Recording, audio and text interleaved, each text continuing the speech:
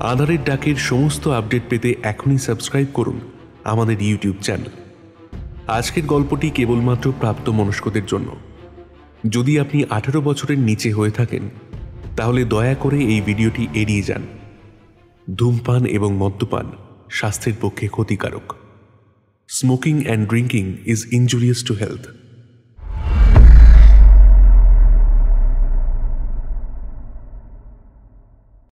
প্রায় 10 দিন হয়ে গেল নীলোৎপলের স্কুলবেলার বন্ধু বিমান নিখোঁজ।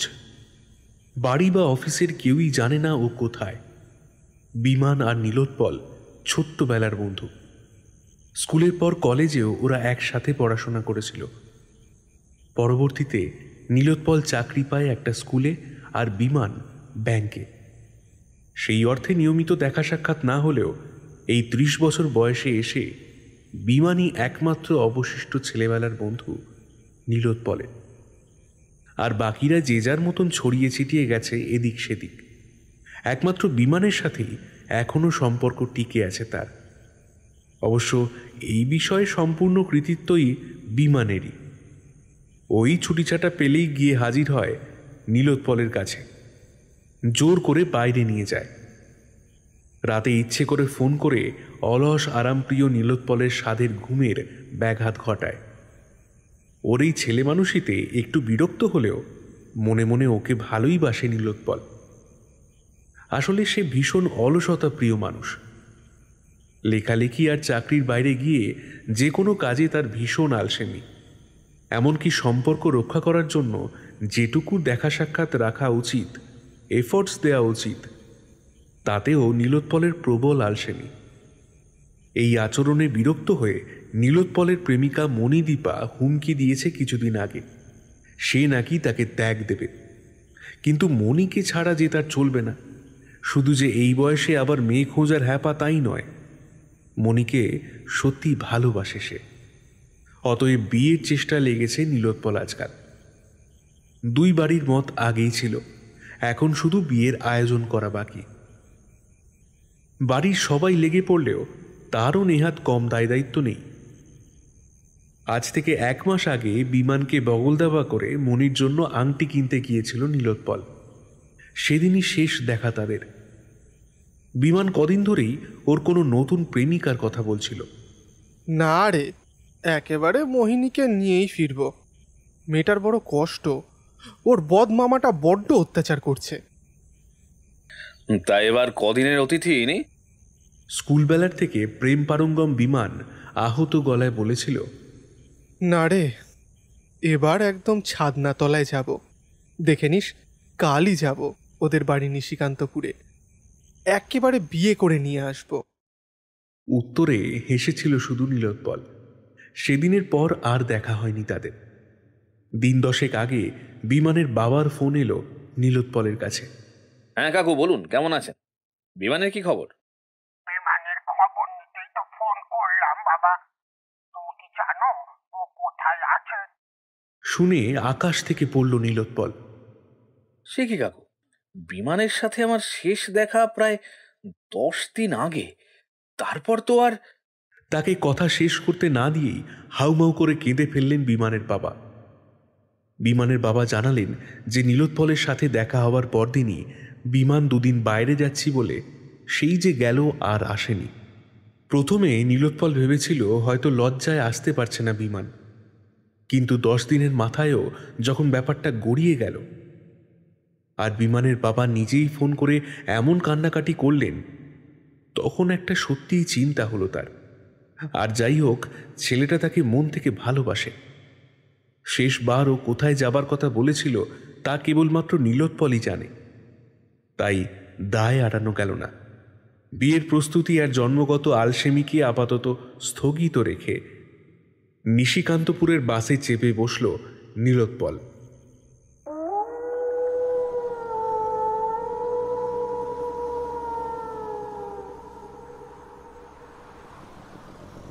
নিশিকান্তপুর জঙ্গল এলাকা, আধা শহর। শহুরে সভ্যতা যেন এখনো এই অঞ্চলের গণ্ডিতে পা রাখেনি। অনেক রকমের চিন্তা মাথায় ঘোরাফেরা করছিল এখানে আসার আগে। মণিদীপার সাথে একবার দেখাও করে আসা হলো না। মেয়েটা চিন্তা করবে। এখানে তো ফোনের নেটওয়ার্কও পাওয়া সম্ভব নয় সব সময়। ভাঙা রাস্তায় ঝাঁকুনি খেতে খেতে এগোচ্ছিল বাসটা। হঠাৎ গন্তব্য আসার একটু আগেই তীব্র এক আওয়াজে চমকে গেল সে। কানে তালা লেগে গেল যেন। ভাবনার সূত্রগুলো সব ছিঁড়ে গেল।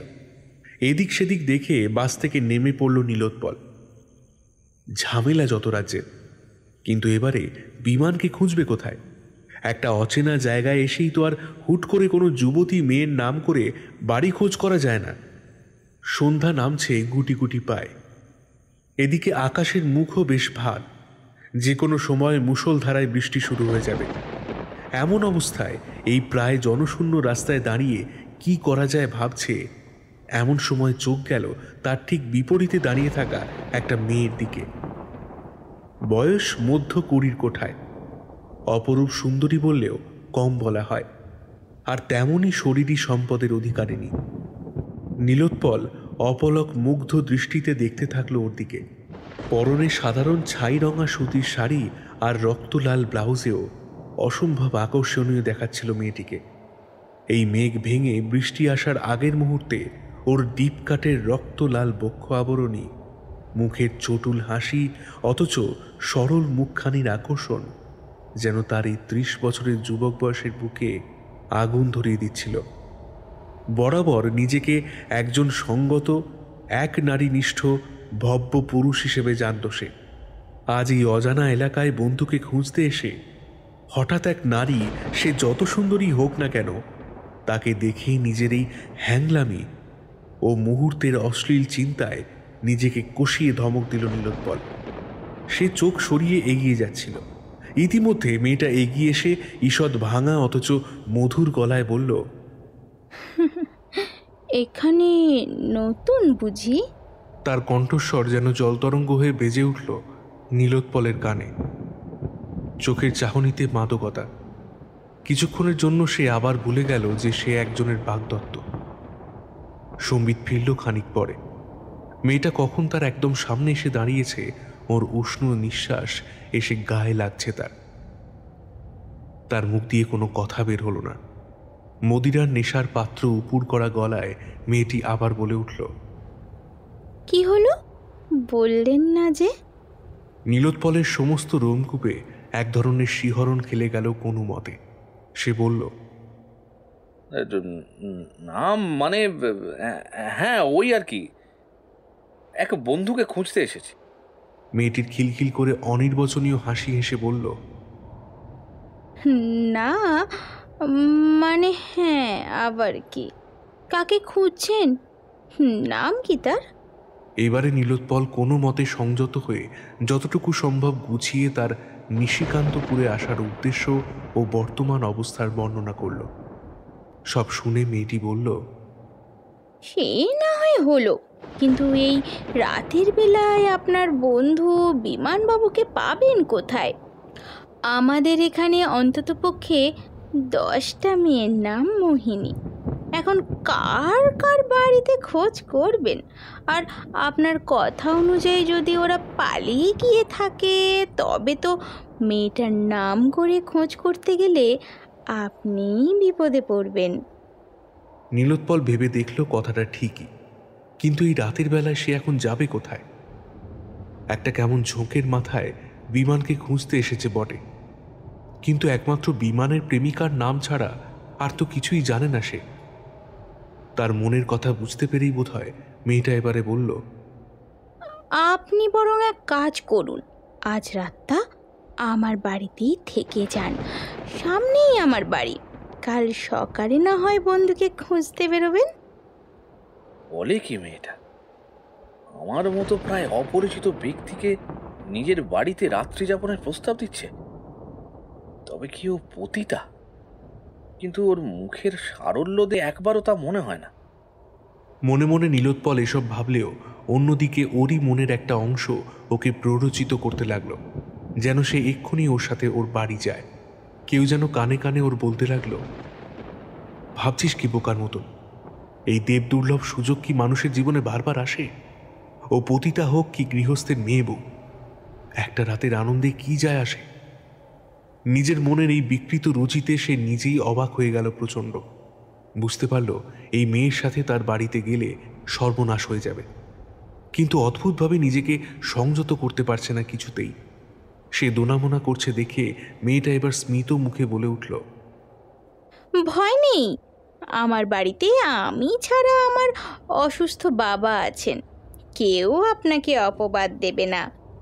এই কথার পর আর আপত্তি দেখানো যায় না। সত্যি বলতে কি, এমন সুন্দরীর কোনো কথাই ফেলা যায় না। নীলোৎপল এবার সম্মতি জানালো, আর মেয়েটিকে এই বিড়ম্বনায় ফেলার জন্যে বারবার দুঃখ প্রকাশ করতে লাগলো। সে আবার হাসির জলতরঙ্গ বাজিয়ে এগিয়ে চলল। নীলোৎপল তাকে অনুসরণ করল। তার শরীরে এক অদ্ভুত উত্তেজনা হতে লাগল, যার স্বরূপ তার চেনা এই পরিবেশ ও স্থান অনুযায়ী উপযুক্ত নয় মোটেই। পথে যেতে যেতে নিজের মনের ভাব লুকাতে আর ভদ্রতার খাতিরে নীলোৎপল মেয়েটিকে বলল, নমস্কার, আমি নীলোৎপল। আপনার নামটাই তো জানা হলো না। মেয়েটি অল্প হেসে সুরেলা গলায় বলে উঠল, আমার নাম খামিনী। সুন্দর না নামটা? নীলোৎপলের বুকটা ধক করে উঠল। কোনো ক্রমে বলল, হ্যাঁ, ভারী সুন্দর আপনার নামটি। তা আপনি কি করেন? মানে পড়াশোনা নাকি চাকরি বাকরি? পড়াশোনা আর বেশি দূর করতে পারলাম কই, তার আগেই তো। আর চাকরি করার দরকার আমার হয় না। আমার বাবা একজন ধনী ব্যক্তি, আর তার একমাত্র উত্তরাধিকারিণী আমি। তবে এখন কোথায় গেছিলেন? বাজারে বাবার ওষুধ আনতে। বাবার খাস চাকরটি দেশের বাড়ি গেছে কি না। গল্প করতে করতে গন্তব্যে এসে গেল ওরা। পৌঁছে দেখা গেল বিদ্যুৎ সংযোগ নেই। কামিনীদের দোতলা বাড়িতে লণ্ঠন জ্বলছে কয়েকটা। বাড়িতে প্রবেশ করে কামিনী বলে উঠল, আসুন, এখানে প্রায় প্রায় কারেন্ট থাকে না। তবে অঘ্রাণ মাস পড়েছে, আর এক্ষুনি হয়তো বৃষ্টিও এসে যাবে। আশা করি গরমে কষ্ট হবে না আপনার। নীলোৎপল অল্প হাসল।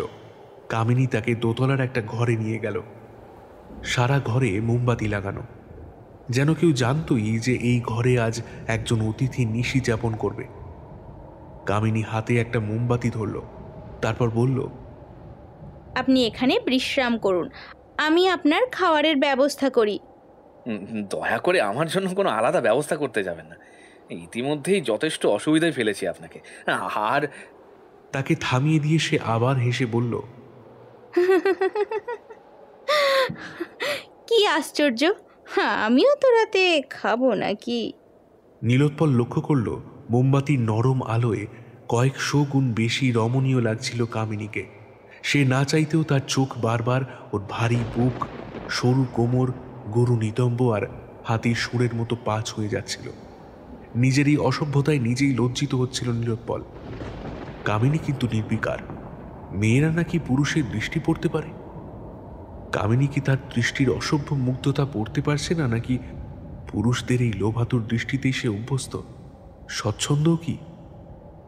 নীলোৎপল নিজের নিঃশ্বাসের উত্তাপে পুড়ে ছাই হতে হতে কোনো রকমে বলল, আপনার বাবার সাথে একবার দেখা করলে হতো না? তিনি অসুস্থ, বিশ্রাম নিচ্ছেন। এই সময় তাকে বিরক্ত করা উচিত হবে না। এই বলে তার প্রতি উত্তরের অপেক্ষা না করেই চলে গেল। নীলোৎপল বিছানায় গিয়ে বসল। কিছুক্ষণ বাদে তার ঘরের উল্টো দিকের একটা বন্ধ দরজার ভেতর থেকে এক ধরনের অদ্ভুত আওয়াজ শুনতে পেল। কেউ যেন গো গো আওয়াজ করছে। বাড়িতে একজন রোগী আছেন, তবে তার কোনো অসুবিধে হলো কি? একবার গিয়ে দেখাটা কর্তব্য মনে করে উঠে গেল নীলোৎপল দরজার দিকে। অল্প চাপ দিতেই হালকা ক্যাঁচ করে আওয়াজ করে খুলে গেল দরজাটা। ঘরে ঢুকে দেখল যা ভেবেছে তাই। বিছানার সাথে মিশে আছে একটা দেহ। কাছে গিয়ে এগিয়ে দেখল এক বৃদ্ধ শুয়ে আছেন। গো গো আওয়াজটা তার মুখ দিয়েই আসছে। সে টেবিলে রাখা জগের থেকে এক গ্লাস জল দিল বৃদ্ধকে। আলগোছে কিছুটা জল খেলেন তিনি। তারপর তার চোখ মুখে যে অনির্বচনীয় আতঙ্ক ফুটে উঠল, যা ভাষায় বর্ণনা করা যায় না। নীলোৎপলের দুহাত চেপে ধরে বৃদ্ধ বারবার চোখ দিয়ে টেবিলের উপর রাখা একটা ডায়েরির দিকে তাকে ইশারা করতে লাগলেন।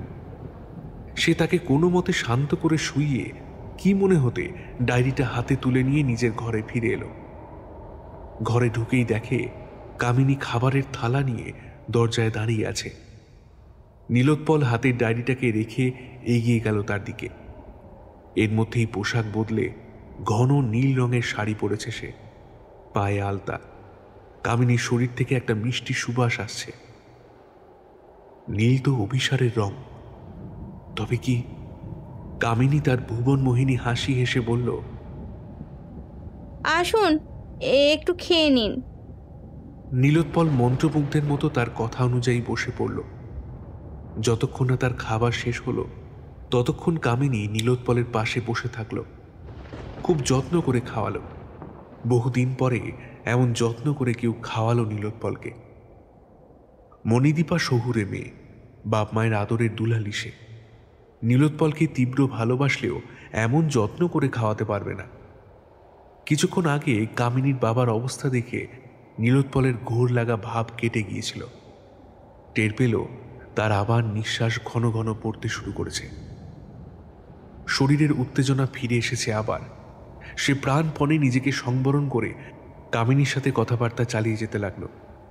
খাওয়ার সময় জলের গ্লাস, ডালের বাটি প্রভৃতি এগিয়ে দেওয়ার ছুতোয় তার আঙুল আর কামিনীর আঙুল বারবার ছুঁয়ে যাচ্ছিল। সে এক উগ্র বাসনার তাপ অনুভব করল নিজের ভেতর। কামিনীর চোখে চোখ পড়তে লক্ষ্য করল তার দৃষ্টিতে মাদকতার সাথে কামনা আর সমর্পণের ভাব যুক্ত হয়েছে। ইতিমধ্যে নীলোৎপলের খাওয়া শেষ হয়ে গেলে কামিনী তার এঁটো থালা তুলে নিয়ে যেতে যেতে ফিসফিস করে বলে উঠল, একটু অপেক্ষা করো, আমি এক্ষুনি আসছি। তার এটুকু কথাই নীলোৎপলের উত্তেজনাকে দ্বিগুণ করে দিতে যথেষ্ট ছিল। সে অপেক্ষা করে রইল সেই মাহেন্দ্রক্ষণের জন্য। অপেক্ষা করে রইল কামিনী নামের অপরিচিতা সুন্দরীর সাথে নষ্ট হওয়ার জন্য। উত্তেজনা সংবরণ করতে কিছুক্ষণ বাদে ডায়েরিটার কথা মনে পড়তেই সেটা খুলে নিয়ে বসল নীলোৎপল। দেখল কাপা হাতে সেখানে লেখা, ও আমার মেয়ে নয়, ও পিশাচিনী। যদিও মেয়ে হিসাবে পালন করার জন্যই একদিন ওকে আমি আমার বাড়িতে নিয়ে এসে নিজের নিঃসন্তান স্ত্রীর কোলে দিয়েছিলাম।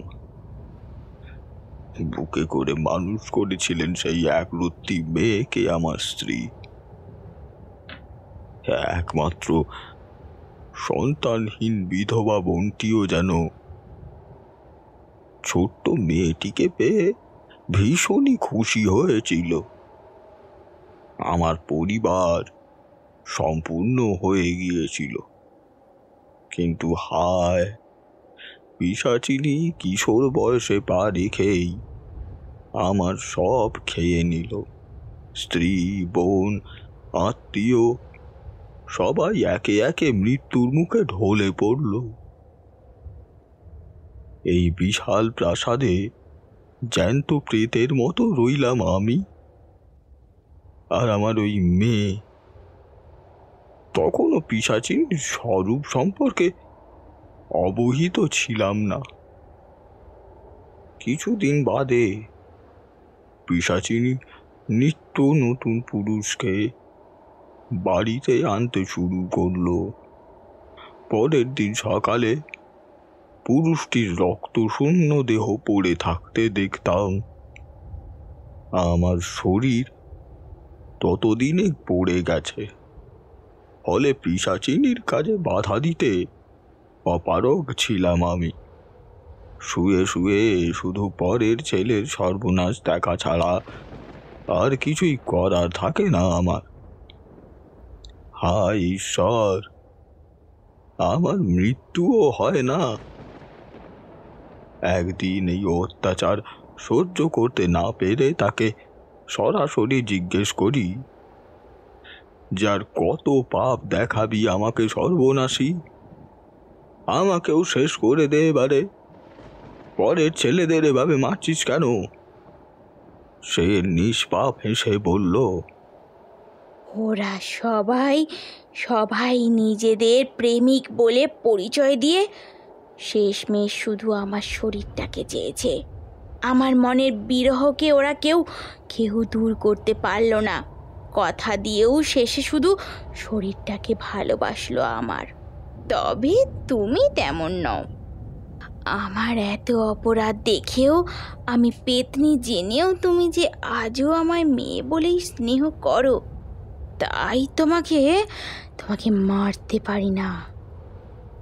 কথাটা সত্যি। সর্বনাশিনীকে আজও আমি স্নেহ করি।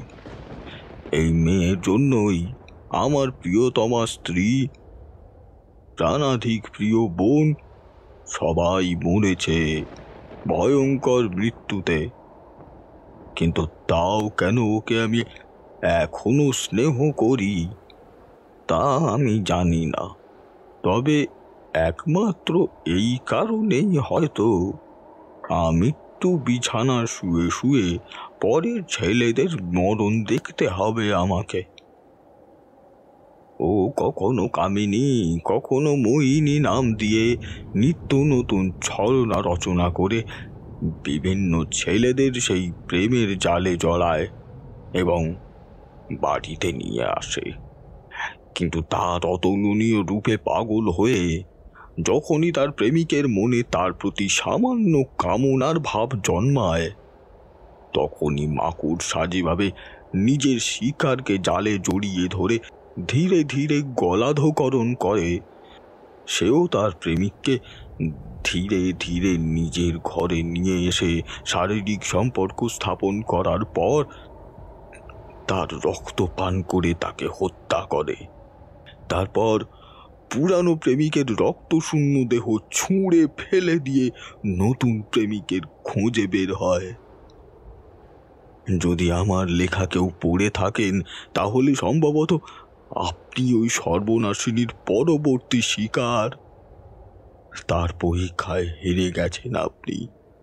তার অতুলনীয় রূপে বিমোহিত হয়ে সম্ভবত আপনি নিজের স্ত্রী, সন্তান বা ভালোবাসার মানুষের কথা বিস্মৃত হয়েছেন।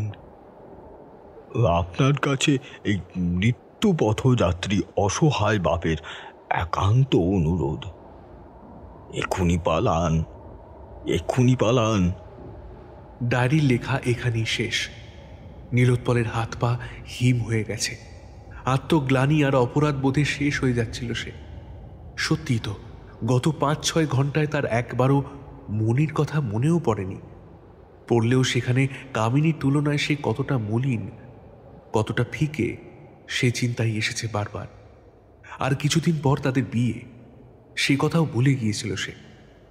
কামিনীর প্রতি শারীরিক আকর্ষণ এত তীব্র হয়ে গেল যে সে তার ছোট্টবেলার প্রেমিকা, তার বাগদত্তাকে ভুলে আজ অন্য এক নারীর জন্য তার শয্যায় অপেক্ষা করছে। ছি, আত্মধিক্কারে মন ভরে গেল নীলোৎপলে। কিন্তু তখনই মনে হলো যে তাকে এক্ষুনি পালাতে হবে মনির কাছে, তাকে ফিরে যেতেই হবে। সে ঘর থেকে বেরোতে গেল, তাড়াহুড়োয় কি যেন পায়ে ঠেকল। হাতে তুলে নিয়ে দেখল, এ কি, এ তো বিমানের ব্যাগ আর হাত খড়ি। হায় ঈশ্বর, তবে কি বিমানও এই কামিনীর পৈশাচিক ষড়যন্ত্রের শিকার? বিমানের ব্যাগ ঘড়ি হাতে নিয়ে বেরোতে যাচ্ছিল। হঠাৎ দেখল দরজায় কামিনী দাঁড়িয়ে, মুখে সেই ভুবন মোহিনী হাসি, চোখে কামনার আগুনের সাথে হিংস্রতা মিশেছে। নেশা ধরানো কামনার গলায় সে বলে উঠল, এসো প্রেমিক, এবার সমুদ্র হতে হবে তোমায়। ভীষণ আতঙ্কের মধ্যেও তার শরীরে উত্তেজনার বিদ্যুৎ খেলে গেল। সে প্রাণপণ মনের জোর এনে নিজেকে কিছুটা দূরে সরিয়ে বলল, এ হয় না কামিনী, আমি একজনের বাগদত্ত। আপনি ভীষণ সুন্দরী, আকর্ষণীয়। আপনি নিশ্চয়ই নিজের মনের মানুষকে খুঁজে পাবেন। আমায় ক্ষমা করুন। কথায় কাজ হলো। কামিনী একটু দূরে গিয়ে জানলার ধারে বসে পড়ল। চুপ করে আকাশের দিকে চেয়ে থাকলো কিছুক্ষণ। নীলোৎপলও অপেক্ষা করতে লাগলো কখন এই দীর্ঘ রাত শেষ হবে তার জন্য। একসময় নীরবতা ভেঙে নিচু স্বরে কামিনী বলল, তাহলে আপনিও ওই ডায়েরি পড়েছেন, ডাইনি ভাবছেন আমায়? কোন ডায়েরি? আপনাকে ডাইনি ভাববো কেন? আপনার আতঙ্কিত মুখই বলে দিচ্ছে সে কথা। একটা ছোট্ট গল্প বলবো, শুনবেন? একটি অসহায় মেয়ের গল্প। নীলোৎপল মনে মনে প্রমাদ গোনে। বুঝতে পারে নিজের গল্পের মায়ায় ফেলে তার সমর্পণ পেতে চাইছে এই পিশাচিনী। কিন্তু এই রাত নির্বিঘ্নে কাটাতে গেলে কামিনীর সাথে কথোপকথন চালিয়ে যেতেই হবে। কোনোভাবেই তাকে দুর্বল হওয়া চলবে না, নিজের মনকে সংযত করতেই হবে। সর্বশক্তি দিয়ে নিজের মনকে শান্ত করতে চেষ্টা করে নীলোৎপল। তারপর তরল গলায় সহানুভূতি ঢেলে বলে, হ্যাঁ বলুন, এখন গল্প শুনেই বরং রাতটা পার করে দিই। ওই ঘরে যাকে দেখলেন শুয়ে থাকতে, তিনি আমার পালক পিতা নন, আমার এক দূর সম্পর্কের মামা। আমার পালক বাবা মা পিসিকে খুন করেছে, আর এখন প্রতিদিন আমার অনৈতিকভাবে ব্যবহার করে। এর থেকে মুক্তি পেতেই আমি ঘরে পুরুষ নিয়ে আসি। লোকটা বদ্ধ পাগল, শয়তান পাগল। ও মোটেও পঙ্গু নয়, শরীরে মনে বিশাল জোর, তন্ত্রমন্ত্র অভ্যাস করে। লোকটা আমায় শর্ত দিয়েছে, কোনো পুরুষ বা প্রেমিকাকে যদি এনে তার সামনে দাঁড় করাতে পারি, সে আমাকে সব কথা জেনেও শরীর মনে গ্রহণ করে, তবে আমার মুক্তি দেবে। এই জন্যই লোকটা প্রত্যেক দিন বিকেল থেকে রাত 3টে অবধি সময় দেয়। এর মধ্যেই যদি আমি আমার প্রেমিকের সাথে এক হতে পারি, তাহলে সে আমায় মুক্তি দেবে। না হলে রাত 3টের পার হয়ে গেলেই সে সুস্থ সবল শরীরে নেমে আসবে বিছানা থেকে, আর আমার ওপর অত্যাচার চালাবে। তাই আমি প্রেমিকের সন্ধানে থাকি। তেমন কাউকে পেলে। মিথ্যে কথা। এই অশীতিপর পঙ্গু বৃদ্ধ আপনার মতো যুবতী মেয়েকে কিভাবে জোর করতে পারে? আর আপনি তার জন্য পুরুষ নিয়ে আসেন কেন? প্রেমিক জোটে নীলোৎপল বাবু, কিন্তু এই পাপী বুড়োর কবল থেকে আমার উদ্ধার করতে চায় এমন নির্ভীক সহৃদয় মানুষ পাই না। পুরুষ শুধু শরীরটার লোভে আসে, তারপর সব কথা শুনে তান্ত্রিক বুড়োটার কথায় ভয় পেয়ে আমাকে ফেলে পালাতে চায়। আর এই লোকটার পোষা পিশাচদের শিকার হয়, আর বদনাম হয় আমার। এতদিনেও এমন কাউকে পাননি বলতে চান? আপনার মতো সুন্দরীর এক রাতের প্রেমিক জোটে না? আচ্ছা, আপনি আমার বন্ধু বিমানকে খুন করেছেন, তাই না? লাশটা কোথায় বলুন, জবাব দিন। আপনাকে মিথ্যে বলে কোনো লাভ নেই। তাই বিমান ভালোবেসেছিল আমায়, আমার জন্যই সেবারে এখানে ফিরে এসেছিল আমায় নিয়ে যেতে। বুড়োর সত্য অনুযায়ী মিলিত হয়েছিলাম আমরা, কিন্তু বুড়ো তান্ত্রিকের আসল বীভৎস রূপ সহ্য করতে পারেনি ও। তান্ত্রিক এসে দাঁড়াতেই ভীষণ ভয় পেয়ে বাহ্যজ্ঞান লোপ পায় ওর, তাই ওইভাবেই পালিয়ে গিয়েছে আমার বারণ না শুনেও। আর ওর পরিণতিও অন্যদের মতোই হয়। আপনার মুক্তির কি আর অন্য কোনো পথ নেই? এভাবে কতকাল আটকে থাকবেন? আর কত পুরুষকেই বা পিশাচদের হাতে প্রাণ দিতে হবে আপনার জন্য? আপনি পারেন আমায় মুক্তি দিতে, একটু ভালোবাসতে পারেন আমায়, একটু সাহস রাখতে পারেন না?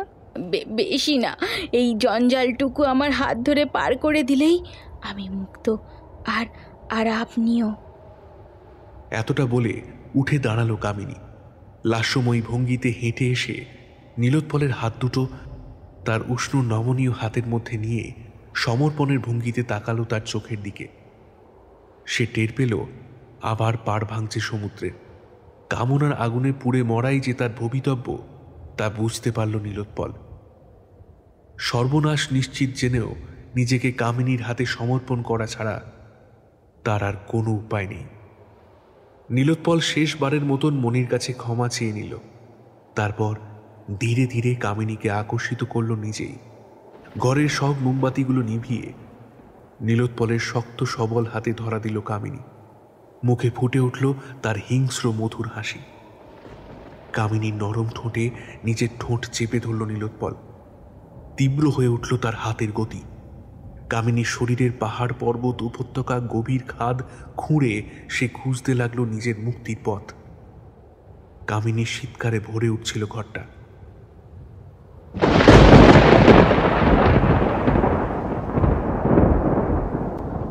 হঠাৎ প্রচণ্ড জোরে বাজ পড়ল কাছেই কোথাও যেন। ঠিক তখনই ঘরে থাকা আয়নায় কি একটা লক্ষ্য করে ওই মুহূর্তেই উঠে দাঁড়ালো নীলোৎপল। তারপর পাগলের মতন নিজের আলুথালু অবস্থাতেই ঘর থেকে ছুটে বাইরে চলে গেল সে, বিছানায় অসম্পূর্ণ, অতৃপ্ত, ক্রুদ্ধ ও হতবাক কামিনীকে ফেলে। উদ্ভ্রান্তের মতন এদিক সেদিক দৌড়াচ্ছিল নীলোৎপল। এই প্রায় অন্ধকার বাড়িতে ঝড় বাদলের রাতে কি যেন খুঁজে চলেছিল সে। হঠাৎ তাকে অবাক করে দিয়ে কে যেন হ্যাঁচকা টান মেরে ওকে একটা অন্ধকার ঘরে ঢুকিয়ে নিল। নীলোৎপল শুনল, ক্ষণক্ষণে গলায় সেই আগন্তুক বলল, ভয় নেই নীলোৎপল বাবু, খুব ভালো সময় ফিরে এসেছেন।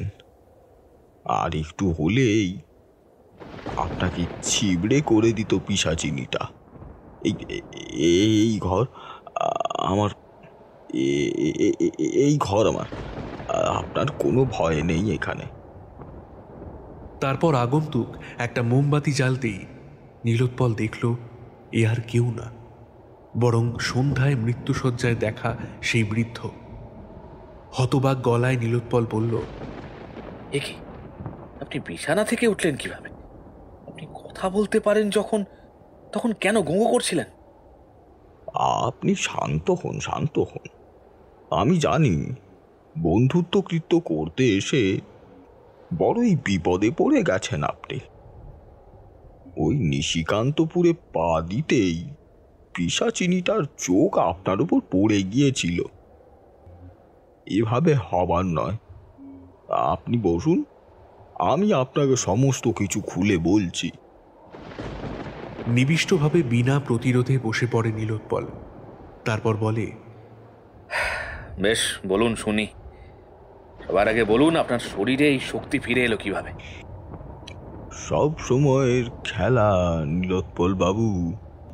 আজ বহুকাল ধরে আমি এই পিশাচিনীর মায়ায় বন্দী হয়ে আছি এই বাড়িতে। এই দেহে মৃত্যু ছাড়া সত্যি আমার কোনো আর গতি নেই। তবে প্রতিদিন 3টে থেকে 3:30 পর্যন্ত আমি আমার শক্তি ফিরে পাই কিছুটা। কারণ এই সময় প্রতিদিন ডাইনিটার শক্তি একটু কমে আসে। ওর মায়াজাল কাজ করে না কিছুক্ষণের জন্য। সম্ভবত ওই কারণেই আপনিও পালাতে পেরেছেন ওর কবল থেকে। এই প্রভাব কতক্ষণ থাকবে? মানে আমি চাইলে পালাতে পারবো এখন এই বাড়ি থেকে? সম্ভবত না। এই বাড়ি ছেড়ে বেরোলেও নিশিকান্তপুর ছাড়ার আগেই আপনি আবার ধরা পড়ে যাবেন কামিনীর হাতে। দিনের আলো ফোটা অবধি অপেক্ষা করতেই হবে আপনাকে। আমার বন্ধু বিমানের কি হয়েছে বলতে পারেন? সত্যি কথা আশা করছি আপনার কাছে। কি আর হবে? এখনো বুঝতে পারছেন না? কামিনীর শিকার হয়েছেন তিনিও। আপনার আগে তিনি ছিলেন শেষ প্রেমিক ওই কামিনীর। আমি তাকেও অনেকবার সাবধান করেছিলাম, কিন্তু আফসোস তিনি বুঝতে পারলেন না কিছুই। তাই তার পরিণতিও একই হলো। বিমানের মৃতদেহ কোথায়? সেটা যেমন অবস্থাতেই হোক আমাকে দিন। সেটা ওর বাবার হাতে তুলে দিয়ে আমার প্রতিজ্ঞা পূরণ করি আমি। আমারও যে হাতে বেশি সময় নেই আর। সে তো কবেই শিয়াল কুকুরের খাদ্য হয়ে গিয়েছে নীলোৎপল বাবু। আমি দুঃখিত। এই হাত ঘড়ি ছাড়া আর কিছুই দিতে পারবো না বন্ধুর স্মৃতি রক্ষার জন্য। আপনি সত্যি করে বলুন, আপনি কে হন কামিনীর? আলোক বাবা নাকি দূর সম্পর্কের মামা যে ওর বাবা মা পিসিকে খুন করেছে? বিমানের মোহিনী আর কামিনী এক ব্যক্তি হলে সেও তো এক অত্যাচারী বদ মামার কথাই বলেছিল বিমানকে। তাহলে আপনি অন্য গল্প বলছেন। বুঝেছি, আপনাকেও ভুল বুঝিয়ে সহানুভূতি আদায় করেছে তো। ও সব ওই পিশাচিনীরই মায়া নীলোৎপল বাবু। ও যে কোনো ছলে বলে কৌশলে আপনার সাথে শারীরিক সম্পর্ক স্থাপন করতে চায়। আপনি মনে করুন না, নিশিকান্তপুরে এসে আপনার কি হলো? হঠাৎ আপনি এমন আকর্ষণ বোধ করতে শুরু করলেন একটা অচেনা মেয়ের ওপরে, যে তার সাথে তার বাড়িতে চলে এলেন একেবারে। ও পথিককে প্রলুব্ধ করে প্রথমে তাতে যার মন না গলে তাকে প্রেমের জালে জড়ায় ওই পিশাচিনী। শেষ তাতেও কাজ না হলে নিজের কল্পিত করুণ কাহিনী শুনিয়ে সহানুভূতি আদায় করতে চায়। আপনার সাথেও তাই করতে চাইছে। বটে, এর থেকে মুক্তির উপায় কি? আর আপনার ভবিতব্যই বা কি? কোনো ক্রমে এই বাড়িটায় রাত কাটাতে হবে আপনাকে, কিন্তু কোনোভাবেই কামিনীর প্রেমে পড়া যাবে না। ওর কথা শুনে ওকে উদ্ধার করতে গিয়ে কোনোভাবেই ওর প্রেমিক হয়ে শারীরিক সম্পর্কে জড়িয়ে পড়বেন না যেন ওর সাথে। আর আমার ভবিতব্য, আমৃত্যু এই বাড়িতে আটকে থেকে কামিনীর শিকারদের সাবধান করে যাওয়াই আমার ভবিতব্য। পাপ খালো না আর কি। নিজের হাতে নিয়ে এসেছিলাম যখন। এবার আমি যাই, আমার শক্তি কমে আসছে। আপনি সাবধানে থাকুন, কেমন? আচ্ছা বেশ। আচ্ছা, রাত প্রায় শেষ হয়ে আসছে, আমায় স্পষ্ট দেখতে পাচ্ছেন তো? কাল সকালে দেখলে চিনবেন তো? অবশ্যই, কেন দেখতে পাবো না মশাই? বুড়ো হয়েছি কিন্তু চোখ এখনো ভালো আছে, বুঝলেন? হঠাৎ মণিদীপার কথা মনে পড়ে ভীষণ মন খারাপ হয়ে উঠল তার। মেয়েটা কত স্বপ্ন দেখেছে ওকে নিয়ে। সেই কবে থেকে ওর বউ হবে বলে অপেক্ষা তার, কি থেকে যে কি হয়ে গেল। বাবা মায়ের কথাও মনে হলো। মন খারাপ আরো গভীর হলো তাতে, কিন্তু কিছুই করার নেই। আর তাড়াতাড়ি শেষ করতে হবে এখানকার সব কর্তব্য। নানা কথা চিন্তা করতে করতে একটা বড় ঘরের মধ্যে এসে পড়ল নীলোৎপল। পুরনো আমলের বিভিন্ন আসবাব দিয়ে সাজানো ঘরটা। বড় বড় আরাম কেদারা আছে বসার জন্য, শখের ঝাড়বাতি, গড়গড়ার নল, বড় বড় অয়েল পেন্টিং সবই আছে। গতরাতে এসব কিছুই চোখে পড়েনি। হঠাৎ কিছু একটাতে ধাক্কা লাগে নীলোৎপলের অসাবধানতায়। অনেক ছবির মধ্যে থেকে হঠাৎ একটা ছবির নিচে কিছু একটা আটকে থাকতে দেখে তার চোখ আটকে গেল। একটু টান দিতেই একটা ছবি বের হয়ে এলো। ছবিটা সম্ভবত কামিনীর বিয়ের ছবি। কামিনী বিবাহিত। হঠাৎ তার পাশের বরের পোশাক পরা মানুষটাকে দেখে চমকে উঠল নীলোৎপল। তারপর ধীরে ধীরে ওর মুখে একটা তীর্যক হাসি ফুটে উঠল। এর মধ্যেই হঠাৎ পিঠে একটা স্পর্শ পেয়ে ফিরে দেখল কামিনী দাঁড়িয়ে আছে। নীলোৎপলকে দেখে অবাক গলায় বলল, তুমি তুমি এখানে কি করছো? ওই বুড়ো তান্ত্রিক তোমার কোনো ক্ষতি করেনি তো? না না, সে ভারী সজ্জন লোক, কত গল্প করলো সারা রাত, আর তুমি বললে বিভৎস রূপ তার। কই, আমি তো তেমন কিছুই বুঝলাম না। লোকটা বুড়ো তাই বলে তুমি তার রূপ সম্পর্কে যা তা বলতে পারো না কামিনী। কামিনীর মুখে আধার ঘনায়। ও বলে, আমার ভাগ্যকে পরিহাস করছো? আমার মতো পরিস্থিতিতে পড়লে জানতে। পরিস্থিতি তোমার অনুকূলে নেই ঠিকই, কিন্তু অন্যায়কে মেনে নিয়ে তুমিও তো অন্যায় করে চলেছ। কি কি কি কি অন্যায় মেনে নিয়েছি আমি? কি সব বলছো তুমি? না কিছু না, বাদ দাও, রাত প্রায় শেষ হয়ে আসছে। চলো তোমার ঘরে গিয়ে গল্প করি, এত বেশি সময় নেই। কামিনী কিছু না বলে নীলোৎপলের হাত ধরে ওর ঘরে ফিরল, আর খুব দ্রুত ওরা আবার মেতে উঠতে লাগলো ওদের ছেড়ে যাওয়া খেলায়। এবারে নীলোৎপলের হাতেই যেন খেলার ঘুঁটি। দ্রুত ডুবে যেতে লাগলো কামিনী নামের মায়াবিনী। হঠাৎ আয়নায় চোখ যেতেই ভীষণ চমকে উঠল কামিনী। ভীষণ ভয়ে চিৎকার করে নীলোৎপলকে ধাক্কা দিয়ে সরিয়ে দিয়ে উঠে দাঁড়িয়ে বলল, কে তুমি? তোমার শরীর এইভাবে হাওয়ায়? ওর কথা শেষ হওয়ার আগেই প্রবল করাঘাত হতে লাগলো দরজায়। নীলোৎপল শুনল বৃদ্ধ প্রবল আতঙ্কে চেঁচাচ্ছে, দরজা খোলো পুরবী, ও মানুষ নয়, ও কোনো অতৃপ্ত আত্মা, বেরিয়ে এসো এখনই। সভয় কামিনী দেখল নীলোৎপল যেন খুব কষ্ট করে নিজেকে ধরে রেখেছে। নিজের শরীরের প্রতিটা অঙ্গ খুব কষ্ট করে ধারণ করে আছে, যেন নিজের সর্বমানসিক শক্তি এক করে কোনো এক অদৃশ্য শক্তির সাথে অসম যুদ্ধ করে চলেছে। যেন কোনোভাবে হ্যাঁচড় পাচড় করে উঠে দাঁড়িয়ে নিজেকে সামলে নিয়ে দরজা খুলে দিল কামিনী ওরফে পুরবী। ঘরে এসে উদ্ভ্রান্তের মতন দাঁড়ালেন গত রাতের বৃদ্ধ। যদিও এই প্রায় পরিষ্কার দিনের আলোয় তাকে আর ততটা বৃদ্ধ বলে মনে হচ্ছে না। নীলোৎপল তাদের দিকে চেয়ে হেসে ফ্যাঁসফ্যাঁসে গলায় বলল, ভয় পাবেন না, বসুন এখানে, আপনাদের সাথে একটু গল্প করেই রওনা দি। বরং ব্রজেশ্বর বাবু, আপনাকে দিয়ে শুরু করি। আপনি এক বিকৃত যৌন পছন্দের অধিকারী মানুষ। নিজের স্ত্রীকে অন্য ব্যক্তির সাথে লিপ্ত হতে দেখে আনন্দ পান আপনি। ওই জন্য এই বাড়ির সব কোণায় ক্যামেরা লাগানো।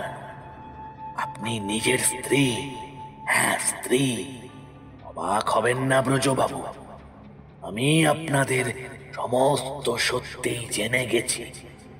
কোনো অলৌকিক পথে নয়, নিজের বুদ্ধিমত্তা দিয়ে কামিনী দেবী ওরফে পুরবী দেবী আপনার পালিত কন্যা বা দূর সম্পর্কের ভাগ্নি নয়, আপনার বিবাহিতা স্ত্রী।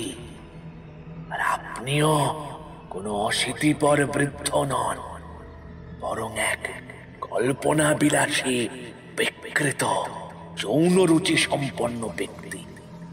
সম্ভবত বিয়ের পর থেকেই প্রথমে জোরপূর্বক ও ধীরে ধীরে পুরবী দেবীর সম্মতিতেই আপনারা এই নিশিকান্তপুরে আসা বিভিন্ন পুরুষদের ফাঁদে ফেলে এই বাড়িতে নিয়ে আসেন।